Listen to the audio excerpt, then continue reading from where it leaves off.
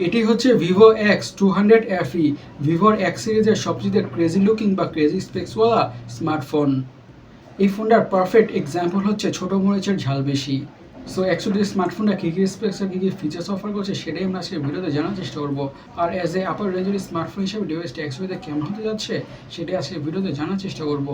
So let's talk about this smartphone in this video. শুরুতে ফোনটার ডিজাইনের কথা বলবো। দিস ফোন রিয়েলি লুকস সিম্পলের মধ্যে গর্জিয়াস লুকিং একটা ভাইবস আছে এই ফোনটিতে। ফোনের লুকসটা একেবারে ইনটু দ্য ফেস টাইপের না, বলা যেতে পারে স্যাটেলের মধ্যে সিম্পল টাইপের একটি ডিজাইন। বাট অ্যাকচুয়ালি যে ফোনের ক্যামেরা মডেলটার জন্য অথবা ক্যামেরা অ্যারেঞ্জমেন্টের জন্য স্মার্টফোনটা দেখতে কিন্তু অনেকটাই প্রিমিয়াম লাগে। ভিভোর স্মার্টফোনের এই ডিজাইনটা কিন্তু অনেকটা অ্যাপ্রিসিয়েট করার মতোই, আমাদের কাছে ভালো লেগেছে ডিজাইনটা। আচ্ছা, আমরা শুরুতে বলেছিলাম যে ছোটো মরিচের ঝাল বেশি।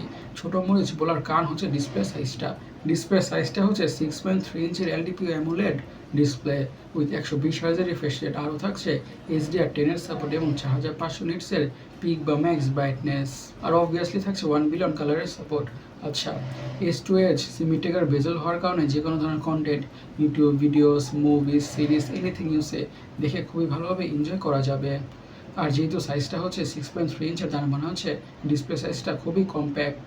আর 120 Hz রিফ্রেশ রেট থাকার কারণে স্ক্রোলিং করে, ব্রাউজিং করে, গেমিং করে যে কোনো ধরনের টাস্কে পারফর্ম করে অনেক বেশি স্মুথনেসের ফিল তো পাওয়া যাবেই। আর যেহেতু থাকছে 4500 নিটসের পিক বা ম্যাক্স ব্রাইটনেস, তার মানে হচ্ছে আউটডোর ভিজিবিলিটি অনেকটাই ভালো হতে যাচ্ছে।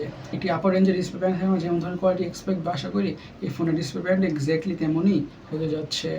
এখন ফোনটার হার্ড অথবা চিপসেট নিয়ে কথা বলতে ইউজ করা হয়েছে MediaTek Dimensity 9300+।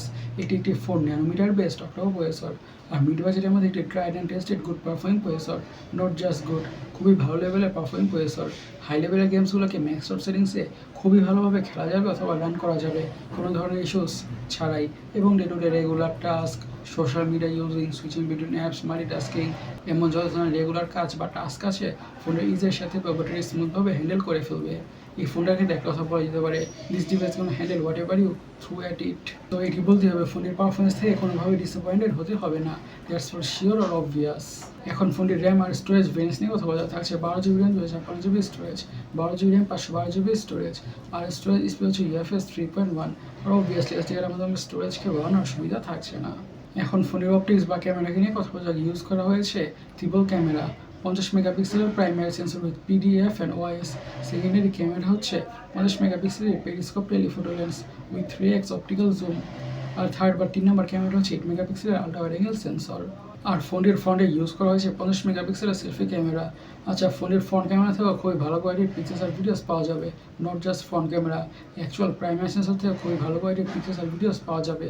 Because in generally ভিভোর স্মার্টফোনের পিকচার কোয়ালিটির ভিডিও কোয়ালিটি অলওয়েজই বেস্ট ইন বিজনেস হয়ে থাকে। সো ফোনটার পিকচার কোয়ালিটি থেকে বা ভিডিও কোয়ালিটি থেকে একেবারে ডিসঅ্যাপয়েন্টেড হতে হবে না। ফোনটি দেওয়া হচ্ছে ডুয়াল স্টেরিও স্পিকার্স, সিকিউরিটি কথা বলে ইউজ করা হচ্ছে China display optical fingerprint sensor.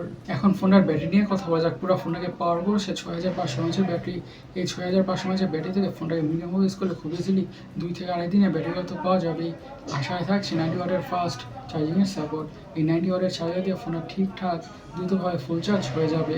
ফোনের কালার ভেরিয়েন্টস কথা হলে সব কালার ভেরিয়েন্টে পাওয়া যাবে। গাইস, আপনাদের কাছে স্মার্টফোনটা কেমন লেগেছে অবশ্যই কমেন্ট সেকশনে কমেন্ট করে জানাবেন। আর আমাদের আজকে ভিডিওটি পর্যন্তই। আমি সৈকত, সাইনিং আউট।